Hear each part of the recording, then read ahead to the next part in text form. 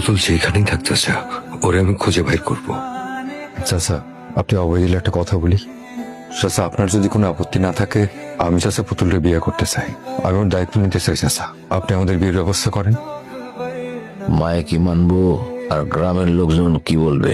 এই জীবনটা তো আমার মায়ের না চাচা, এই জীবনটা সমাজের মানুষেরও না। এই জীবনটা যেহেতু আমার, সিদ্ধান্ত আমার চাচা।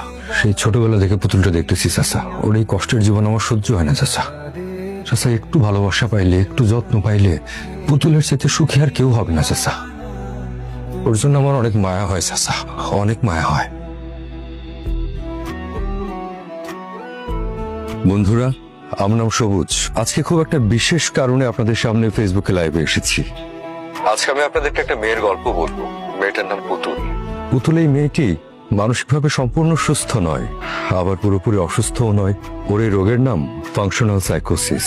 পুতুলের চারপাশের মানুষজন, ওর আশপাশ, পরিবার, সমাজ, আমরা চাইলেই পুতুলকে অনেক ভালো রাখতে পারতাম। দরকার শুধু ছিল এতটুকু ইচ্ছের। এবার মূল কথায় আসি। এই পুতুল মেয়েটি গত কদিন ধরে নিখোঁজ, অথচ আজকে তার বাবা তার বিয়ে ঠিক করেছে। পুতুলের ছোটবেলা থেকে ইচ্ছে ছিল, তার নিজের বিয়ে নিয়ে কত স্বপ্ন ছিল, কত উৎসাহ ছিল, অথচ আজকে তার বিয়ের দিন, তার বাড়ি সাজানো হচ্ছে, কিন্তু মেয়েটা নিখোঁজ।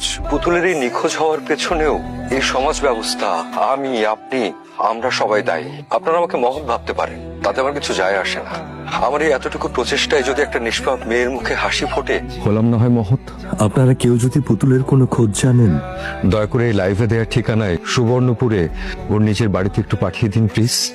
তোমাকে আর শিকলে বন্দি থাকতে হবে না, তোমাকে আমি আমার ভালোবাসার, আমার যত্নের শিকলে বন্দি করে রাখবো সারা জীবন। পুতুল, তুমি শুনতে পাচ্ছ? ছোটবেলায় যখন তুমি সেই ছোট ছোট পুতুলের বিয়ে দিতে, তখন থেকে তোমাকে বউ করে নিয়ে আসার স্বপ্ন দেখতাম আমি, যে কথা আমি কোনোদিন বলতে পারিনি তোমাকে।